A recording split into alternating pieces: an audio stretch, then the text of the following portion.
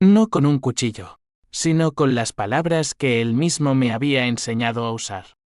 En ese instante, mientras su imperio se derrumbaba ante sus ojos, supe que la venganza no era dulce, era un veneno que te consume igual que a tu enemigo. Y todo empezó con una traición que nadie vio venir, ni siquiera yo. Madrid, esa bestia de hormigón y luces que devora sueños, me había dado todo y me lo quitó en una noche. Era la directora de operaciones en Banco Iberia, la mujer que nadie podía permitirse perder. No era una empleada más, era el cerebro detrás de las fusiones millonarias, la que negociaba con tiburones europeos mientras bebía café solo en la Gran Vía. Mi vida era un engranaje perfecto, un piso en Salamanca con vistas al retiro, un marido que me adoraba, y un hijo de 5 años que dibujaba aviones en las servilletas de las cenas ejecutivas. Pero Javier, mi socio, mi confidente, el hombre con quien había construido ese castillo de naipes, decidió que yo era prescindible. La traición llegó como un infarto silencioso. Era viernes, finales de octubre, con el aire cargado de hojas secas y promesas rotas. Javier me llamó a su despacho en la torre de cristal del banco, ese monolito plateado que dominaba el skyline de la Castellana.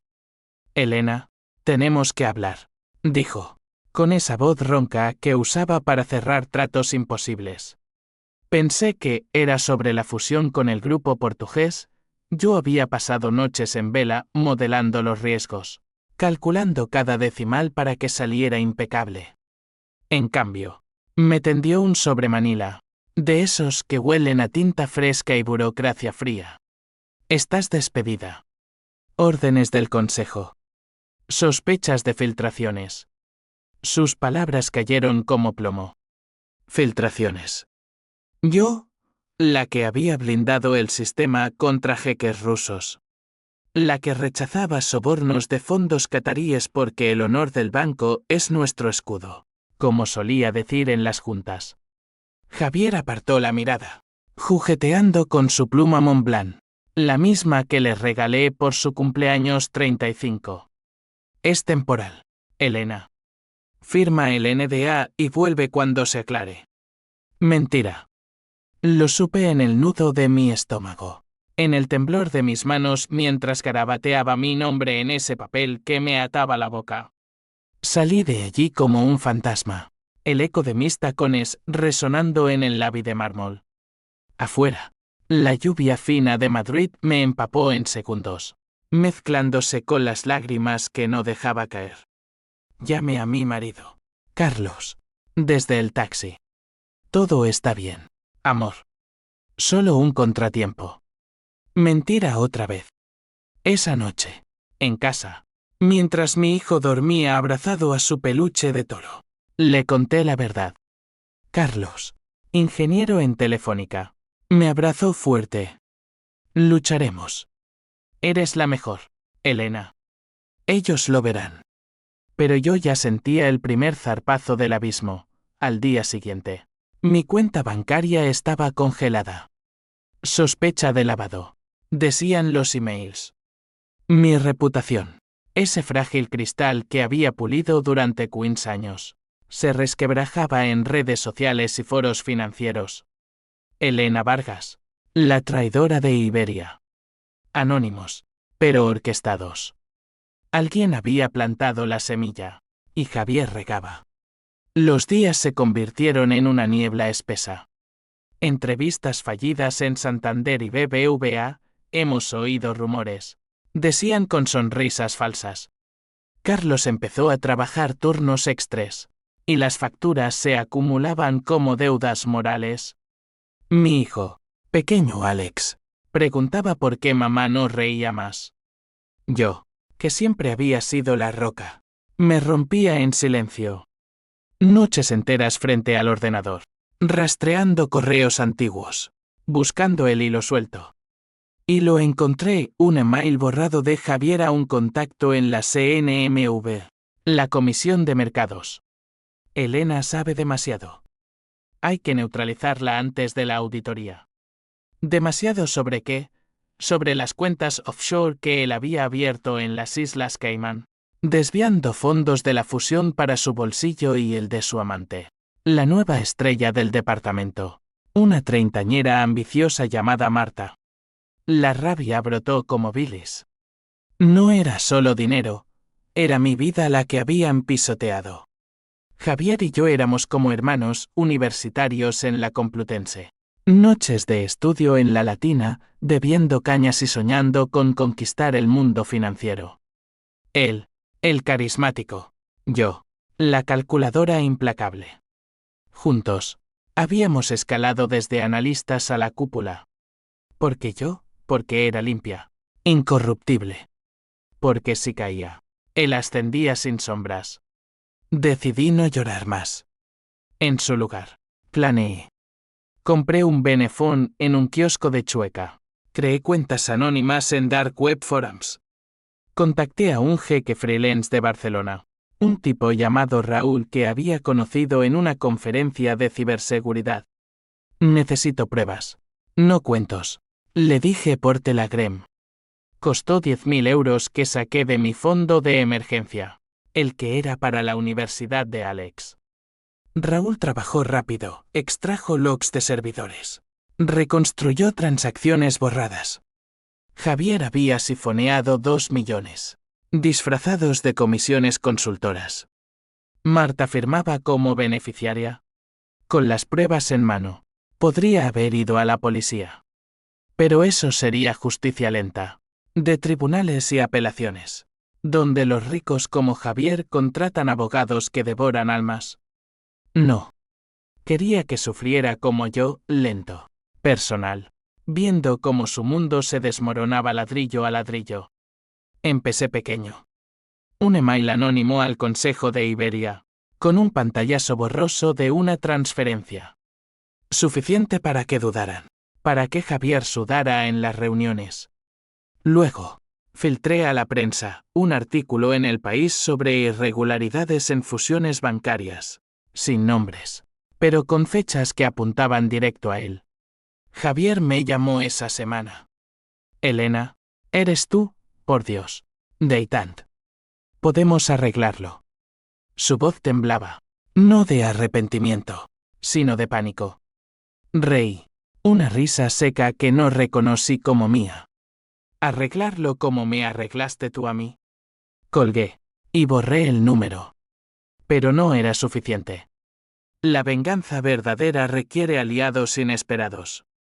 Ahí entró Lucía, mi cuñada, la hermana de Carlos. Abogada en un bufete de Chamberí, dura como el acero toledano, con un pasado de divorcio que la había hecho escéptica de los hombres como Javier. Le mostré las pruebas una tarde en su oficina, con vistas a la Plaza de Colón. No vayas por la vía legal aún, me aconsejó, sorbiendo un cortado. Usa su debilidad, el orgullo. Haz que se traicione a sí mismo. Lucía era mi puente al mundo gris de la ley, pero también mi espejo, veía en ella la misma furia contenida que yo sentía. Ella había perdido a su ex por infidelidad, y ahora canalizaba eso en casos de corrupción. Juntos, lo hundimos, dijo. Y lo hicimos. El plan se desplegó como una partida de ajedrez en la Plaza Mayor, bajo las arcadas donde los turistas ajenos ignoran las sombras. Primero, yo resurgí. Usé contactos viejos para un puesto en una startup fintech en Malasaña, bajo un nombre falso al principio, Elena Ruiz, consultora independiente. Desde allí, me infiltré de nuevo en el ecosistema bancario. Asistí a eventos, charlas en el Círculo de Bellas Artes, donde Javier aún pavoneaba su ego. Lo vi de cerca por primera vez en meses, ojeras profundas, corbata floja, riendo forzado con inversores. Marta colgaba de su brazo, su anillo de compromiso brillando como una burla. La primera movida fue sutil. Anónimamente, envié a Marta un dossier con fotos de Javier en un hotel de Marbella con otra, una modelo de 20 años. No por celos, sino para sembrar duda. Marta lo confrontó en una gala benéfica en el Tyson. Lo oí gritar desde el baño de damas. «Eres un mentiroso de mierda». Ella lo dejó esa noche. Y el escándalo filtrado a los tabloides, crisis en la élite financiera, infidelidad o colapso, hizo que las acciones de Iberia cayeran un 2%. Javier se volvió paranoico. Contrató guardaespaldas. Cambió contraseñas. Pero yo estaba dentro ya, gracias a Raúl. Había plantado un keylogger en su laptop durante una reunión casual que organicé a través de un contacto mutuo. Cada tecla que pulsaba era mía. Leí sus emails desesperados al consejo: necesito más tiempo. Elena está detrás. Sí, lo estaba. Y ahora, sabía de su plan B: huir a Portugal con lo que quedaba del dinero, casarse con la modelo y empezar de cero en Lisboa. El clímax se acercaba, y con él, el twist que ni yo preveía. Era diciembre, con Madrid envuelta en luces navideñas que parpadeaban como falsas esperanzas. Organicé la trampa final, una cumbre informal en un restaurante de La Moraleja, fingiendo ser una inversora interesada en rescatar su reputación. Lucía me respaldaba desde las sombras, con una orden judicial lista para el momento preciso. Javier llegó solo, demacrado, con un maletín de documentos que olían a desesperación. ¿Qué quieres? ¿Elena? ¿Dinero? ¿El puesto de vuelta? Se sentó frente a mí, el mantel blanco manchado por su sudor. Sonreí, esa sonrisa que había practicado en el espejo hasta que doliera. Quiero que confieses. Aquí, ahora, grabado. Saqué el teléfono, el rojo de grabar parpadeando como sangre. Él dudó. Miró alrededor el restaurante vacío, camareros cómplices sobornados por Lucía. Y habló. Todo, las cuentas, las filtraciones falsas contra mí, cómo había pagado a un sicario cibernético para hackear mi vida personal, exponiendo fotos íntimas de Carlos y yo para destruir mi matrimonio. Ese detalle me heló, por eso Carlos había dudado. Por eso las noches frías en casa. Pero entonces, el twist, mientras Javier divagaba, su teléfono vibró. Un mensaje de texto, visible en la pantalla que yo espiaba remotamente. De Marta, no era solo infidelidad. Él mató a tu padre, Elena. Lo supe tarde. El accidente en las 6 no fue casual. Mi padre, el ingeniero que murió 10 años atrás en un choque misterioso durante una auditoría que Javier supervisaba. El mundo se inclinó. No era solo traición profesional, era fratricidio, parricidio disfrazado. Javier lo había hecho para encubrir el primer robo, el que inició todo. La furia me cegó. Apagué la grabadora, pero no la rabia. Dime que es mentira. Sí sé. Él palideció. Fue un error, Elena. Él descubrió. No terminé la frase. Saqué el BNI y llamé a Raúl: envía todo a la policía. Ahora. Pero no paré ahí. Con Lucía irrumpiendo con agentes, esposé a Javier yo misma, mis uñas clavándose en su piel. Por mi padre, murmuré, mientras lo arrastraban. Las consecuencias fueron un dominó implacable. Iberia colapsó en escándalos, Javier, condenado a 20 años en Soto del Real, donde los banqueros como él se pudren entre grafitis y ratas. Marta testificó contra él por inmunidad, pero su carrera se evaporó. Carlos y yo nos divorciamos, esa brecha de duda era irreversible. Pero Alex creció con una madre que le enseñó que la justicia no siempre viene de afuera. Yo volví al banco, no como empleada, sino como consultora estrella, la que nadie podía perder ahora. Sin embargo, la venganza me dejó hueca.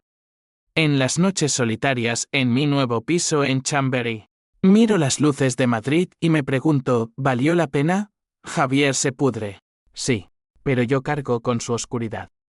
La sangre traicionada no se limpia, solo mancha más profundo. Fin de la historia. Palabras totales aproximadas: 6.000. distribuidas en 6 partes de 1000 cada una.